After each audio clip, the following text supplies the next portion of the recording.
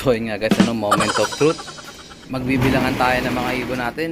Ayan, tingnan natin kung nakompleto natin yung 43.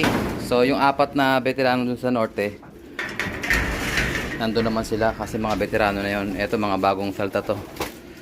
So dito natin sila para padaanin sa ating maliit na. Ayan, tingnan natin guys, head count tayo. Mayroon kasi magbilang dito eh. Ito pa yun na. Sige, labas. 1 2, 3 4 5 6 7 8 9 10 11 12 13 14 15 16 17 18 19 20, 21, 22, 23,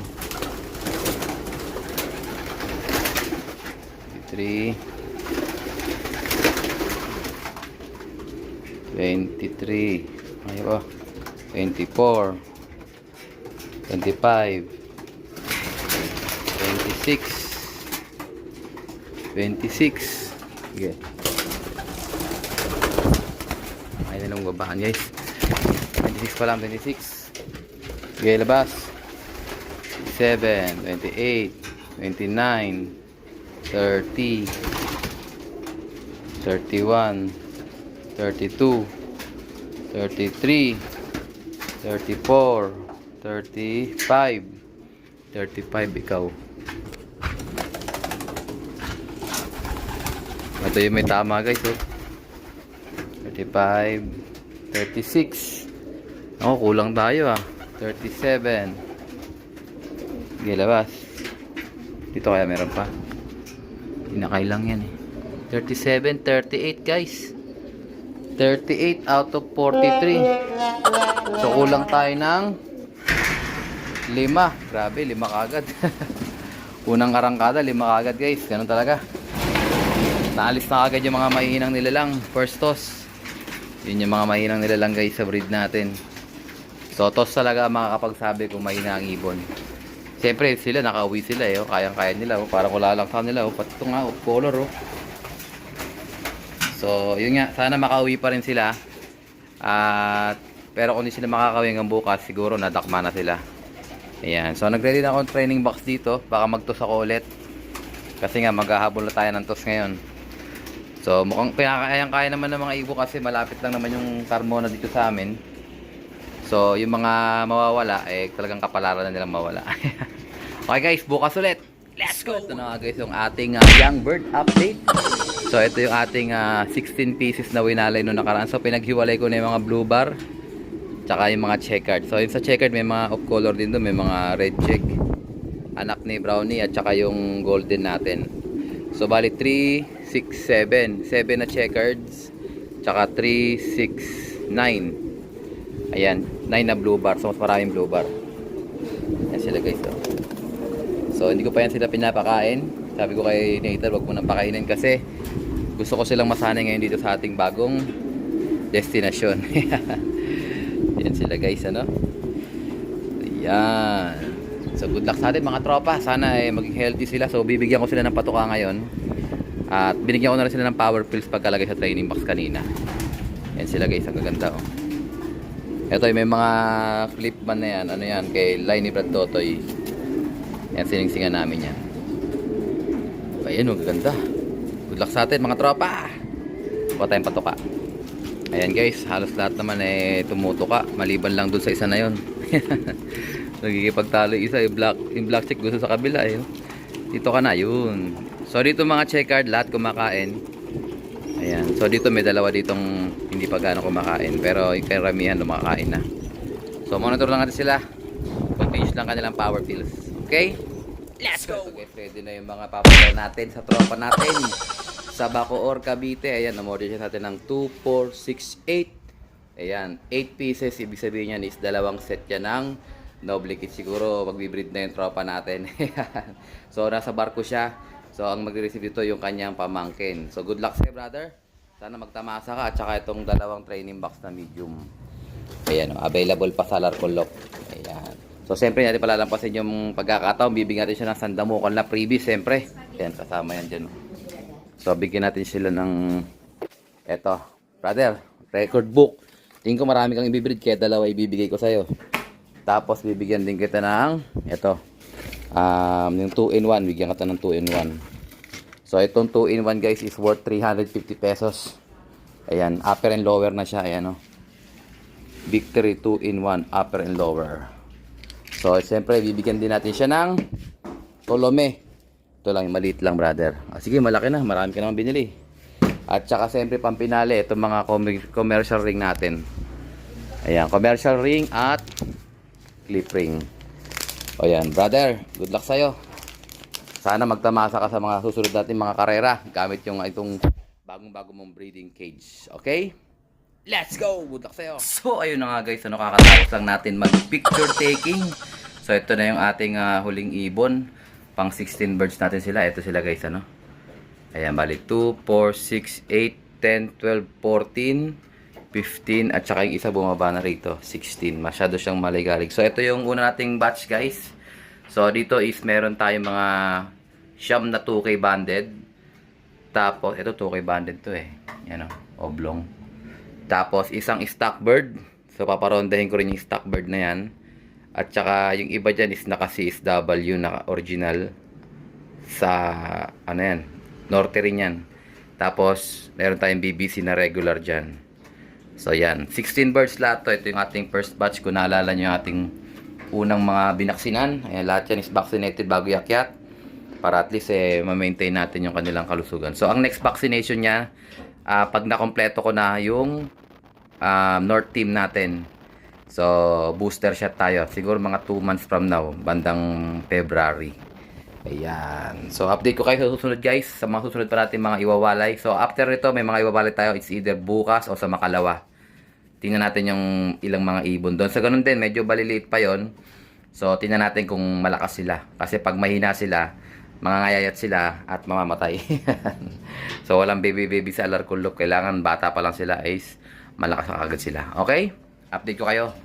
Susunod na pagkakataon. Let's go! Ang ganda nito. So, ayun nga guys. Dito kami ni Brother Paul. Sa may bandang Greenfield. Ano ba Greenfield? Greenfield. So, bandang Santa Rosa, Cabuyao, gitna. So, magbibitaw kami ng mga ibon namin. Ayan o.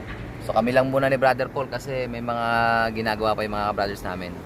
May mga date po sila. May mga date. May date po eh. Sila. Ayan. So, maganda yung panahon guys. Tingnan natin. Ayan yung ating surroundings, ano? Ayan. So, time release natin 11:03, bro. Pwede na, no? Pwede na bro. Sige, pwede na daw. Ayan. Ayan. 11:03. Like that. Ooh. Pakikabog! Pakikabog! Ito na iwan. Dalawa. Ayan. Nasaan na yung sa'yo, Brad Paul? Uy, ang baba ng isa. Putik, muntik pa sumalpok. Humiwala yung isa guys. Ay, sumalpok na. Tumama siya. Tumama. Umangat ka. Putik guys, sumalpok yung isa guys. Andun. Patay siya, sumalpok dun guys. So, ito yung grupo natin guys. Wala na. Balato na yun sa, ano, sa ahas. Kawawa, no? Andun siya bro. Sa may ano talaay. Lilipad din yan, Brad. Pagkakaya niya. Ayan. Sayang yung ibon na yun, ha. Ang baba ng lipad, eh. Nailang siya, eh. Ayun guys, yung grupo natin. So, babantayan ko siya sa CCTV pagka nakauwi sila. Ayun, doon pumunta, oh. Bakod kasi, kung wala sa anong bakod, oh. Sumalpok, Brad, doon sa ano? Nalaglag ba sa talahib, eh? Nalaglag? Hirapan makapitik yan, bro, kasi may harang. Oo. Ayaw mo na, Brad. Kasama sa labanan yan. Ano yun, blue bar white? Oo, blue bar white. Pero pipitik yun, bro. Pagka kapalaran niya, Saka pipitik yun dyan. ayan, nandun na guys. Tama yung dinaanan nilang lugar. Papunta ron sa amin. Sa Dasma. Okay? Abang natin sila sa CCTV. Let's go! So guys, check natin yung mga ibon natin. Mayroon pang ibon sa labas. Sino kayang ibon to? Uli checkered, oh. Yung young bird na ano, nakakalabas yan. So meron ako sinama ditong dalawang ibon. Ayan, oh, pauwi na siya. At saka si Peter C, may puti. Yun. So nakauwi na yung dalawa rito. Ito naman tayo sa kabila. Ito nakakalabas to eh. Pero patcher na yan. Ayun, mukhang marami na tayong ibon guys. Ayun. Mukhang marami na guys. Ayan oh. Yan, 2, 4, 6, 8, 10, 12, 14, 16, 18, 20, 21, 22, 23, 24, 25, 26, 27, 28, 29, 30. So kulang pa. Sa 30 pa lang to guys sa mga ibon natin. Ay, may tubig na sila dyan. So sana makauwi pa yung ibang kulang. So papasukin ko muna sila sa loob. Para pag may dumating na latecomers, makikita natin. Okay? Yan. Let's go! Update ko mamaya. So ito guys, may nakita tayong latecomers dito. Ayan, checkered. Capcom banded. Ayan oh. Ayan, latecomers. So tingnan natin guys kung nakompleto yung mga ibon natin. So bali, kahapon is 32. Tapos may nadagdag na dalawa, 34. Plus ito, 35. So, pan 36 siguro yung sumalpok. Yung blue bar na naiwan. Sige, mamaya mag-head count tayo ulit. Yung gulo ng rep natin, no? So, gutom na yan. Pakain muna tayo, guys. So, ito yung patuka natin, guys. Makikita nyo. Majority nito is 50% barley, 50% flyer mix. Ayan, makikita nyo marami siyang barley. Tapos sinaluan natin ng Formula X tsaka yung ating powder powder mix. Yung ganda niya ng patuka natin, no? Hindi natin kung kakainin mabuti guys, ano?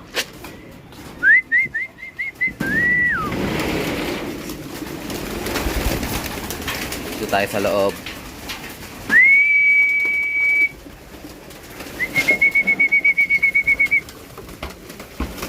Grabe, nagkukumaos guys, oh. Gutom na yan. So, wala silang kain mula kanina. Ayan. Sige, banat.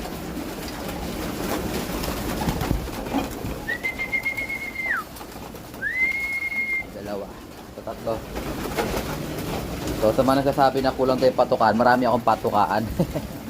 Gusto ko lang silang magsiksikan dyan para talagang maano sila, ma-challenge sila. Ayan o. May patukaan pa tayo dito. Ayan, okay lang yan guys para at least makita natin na sila gigil na gigil. Kumbaga, gutom na gutom. Banat, mga bugoy.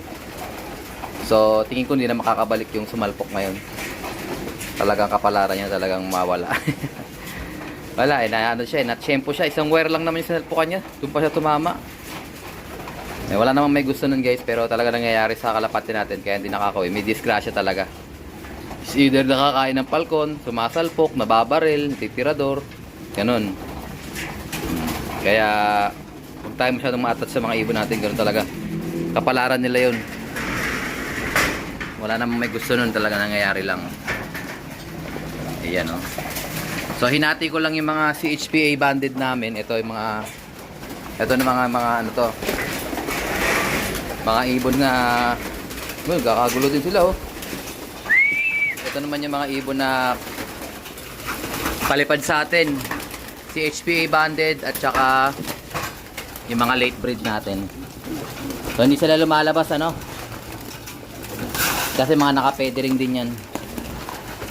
Grabe oh, gutom na gutom to oh. Ayan. So same procedure lang tayo guys ano. Same procedure lang. Kung gaano kagutom yung mga tropa natin, ganoon din sila. Ito merong isang bumukod.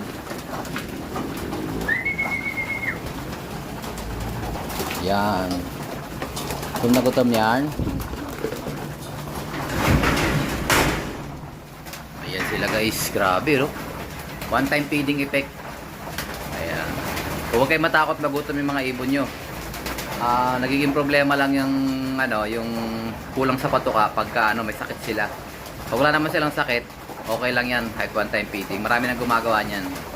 Pero depende pa rin sa inyo kung porsunada niyo yung sistema. Pwede nyo gayahin. Pero pag hindi naman, nasa inyo pa rin, 2 beses kayo magpakain, pwede rin. Ayan. So mapapansin nyo pagka one time feeding, ano sila, agresibo sila kumain. Mapapansin nyo pag may mahinang ibon, ano yung kumbaga hindi siya makikipagsabayan dyan sa mga grupo na yan. Alam nyo na kagad may sakit yung ibon na yon. Kumbaga indication na kagad. O pag na wala naman kayo nakikitang matamlay, ayan na, okay naman yung mga ibon. Ibig sabihin, kahit yung mga droppings sila guys, tinan nyo, tuyo. Ayan, magandang sinyalis yan. Okay, pero hindi ibig sabihin pagka ang ibon nyo mananalo na kagad sa karera, walang ganun guys. Kailangan mailipad nyo pa rin yung ibon. Kailangan mapakita nila yung kanilang galing. Pag hindi pa rin sila magaling, palit breeder na. Importante lang ma-maintain natin yung health nila. So isang bagay yung health, isang bagay din yung bloodline. Tsaka yung diskarte ng ibon. Kung nakuha ba nila yung magagaling na traits ng mga magulang nila. Tayo lang naman sumusubok-subok lang. Wala pang sigurado dyan. Ayan. So anyways, I think dito ko natatapusin ang ating video for today. At syempre, kung di ka pa nakasubscribe, isubscribe ko na yan. Like, share ko kapatid. And as always, ingatan na ng Panginoon. Bye-bye you. Sana makauwi pa yung baldado natin. Sumalpok.